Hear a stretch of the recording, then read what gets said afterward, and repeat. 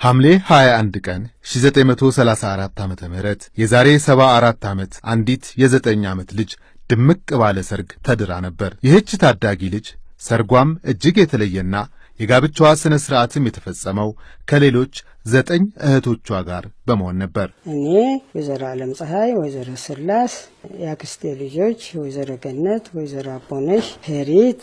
እኔ ባህል አይደለም እኔ ምን እንዳሰው አባታችን አላውቅም። እኔ እንደውም ለትምህርት ወደ አዲስ አበባ ልመጣ ተዘጋጅቼ ነበረ። የያኔዋ ታዳጊ ሙሽራ ዛሬ ዘመናትን ተሻግራ በአያትነት የዕድሜ ዘመን ሆና አንቱ ተብላ 88ኛ ዓመት ልደት በዓሏን ለማክበር ትጠባበቃለችና ከዚህ በኋላ አንቱ እያን እናወራቸዋለን። እኚህ ሴት ዛሬ እማማ ምጽላል ይባላሉ። የዛሬ 46 ዓመት በቀዳማዊ ኃይለ ሥላሴ ዘመነ መንግሥት የፓርላማ አባል ሆነው ተመርጠው የተከበሩ ወይዘሮ ምጽላል ገብረ ሕይወትም ተብለው ለ4 ዓመታት አገልግለዋል። በትግራይ ክልል ማይሰማሃል በምትባለው መንደር የተወለዱት እማማ ምጽላል በወቅቱ በነበረው አደረጃጀት የተንቤን አውራጃን ወክለው ነበር ለሕዝብ ተወካዮች ምክር ቤት የተወዳደሩት። እማማ ምጽላል በ1942 ዓመተ ምህረት አዲስ አበባ ልጃቸውን ይዘው መጥተው ትምህርት ቤት ገብተው ከዚያም በፓርላማ ውስጥ በ1953 ዓመተ ምህረት ተቀጥረው በጸሐፊነት ይሰሩ ነበር። ያኔ ታዲያ የአባታቸውን ታሪክ ያውቁ የነበሩ ሰዎች ስለ አባታቸው ጀግንነትና መልካም ሥራ እያነሱ ይነግሯቸውና ለፓርላማ አባልነትም ቢወዳደሩም በቤተሰቦቻቸው መልካም ሥራና ስም ሊመረጡ እንደሚችሉ ይነግሯቸዋል። እሳቸውም ይህ ከሆነማ መልካም ብለው ወደ ትውልድ ቀያቸው ሄዱ።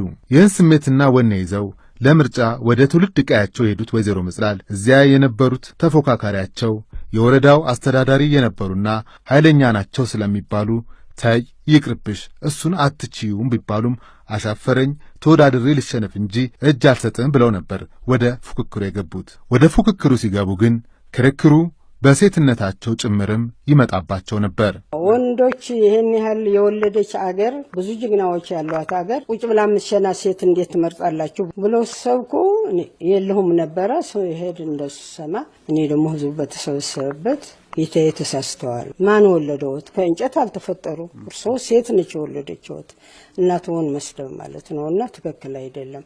ሴት ደግሞ እንኳንና ፓርላማ መንግስትነትም የያዙ ብዙዎች ናቸው ብዬ መልስ ነገራቸው። ያኔ ታዲያ የምርጫውን ቅስቀሳ ያደርጉ የነበሩት ጽጌሬዳ በምትባሏ የወረዳዋ ገበያ ስፍራ ሲሆን ከየጎጡ ከየገጠሩ የሚመጣው የእሳቸው ደጋፊዎች አይዞሽ በርቺ እያሉ የሚበላና የሚጠጣውን ሁሉ በየተራ ይዘው እየመጡ እየጨፈሩ ነበር የሚያበረታቷቸው።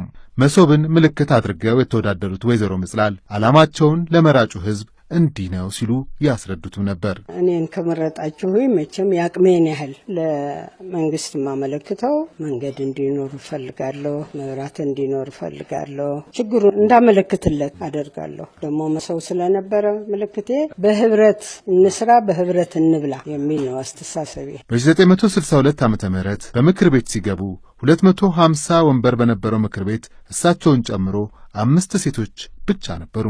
በእሳቸው ዘመን የሕዝብ ተወካዮች ምክር ቤት እንዴትስ ያለ ክርክር ይደረግበታል ብትሉ ብዙ ሐሳቦች ቢነሱም እና ክርክር ቢደረግባቸውም ብዙዎቹ በሐሳብ ደረጃ ይቀራሉ እንጂ ፓርላማ ውስጥ ጥሩ ክርክር ይደረግ ነበር ብለዋል። በተለይም እሳቸው 9 ዓመታት በጸሐፊነት ባገለገሉበት ፓርላማ ውስጥ በወንበር እስከ መደባደብ የሚያደርስ ክርክር ይደረግ እንደነበር አስታውሳለሁ ብለውኛል።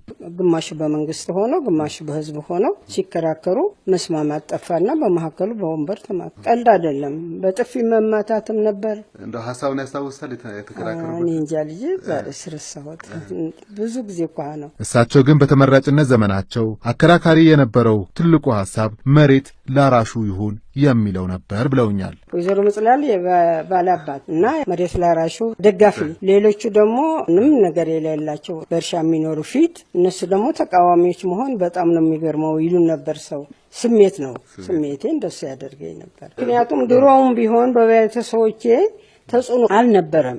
ንብረት ካልወሰድክ ከዘመዶቼ፣ ሀብት ካልወሰድክ አብረህ ያለችውን ከበላ ሶሻሊስት ማለት ይሄ ነው እና በእንደዚህ አይነት ስለነበረ መሬት ላራሹ ቢሆን ደስ ግና ይህ አስተሳሰባቸው በመንግሥት ተቃዋሚ ጎራ አሰልፏቸው በዚህ ሳቢያ የፓርላማ ዘመናቸውን ከጨረሱ በኋላ ነገር ዓለሙን ሁሉ ትተው ከ1967 ዓመተ ምህረት ጀምሮ ከመንግሥት ሥራና ኃላፊነት ወጥተው የግላቸውን ኑሮ እየኖሩ ቤላ አቦ ቤተ ክርስቲያን አካባቢ ከ40 ዓመት በላይ በኖሩበት ቤታቸው ዛሬም በእናትነት ግርማ ሞገሳቸው ታጅበው ይኖራሉ።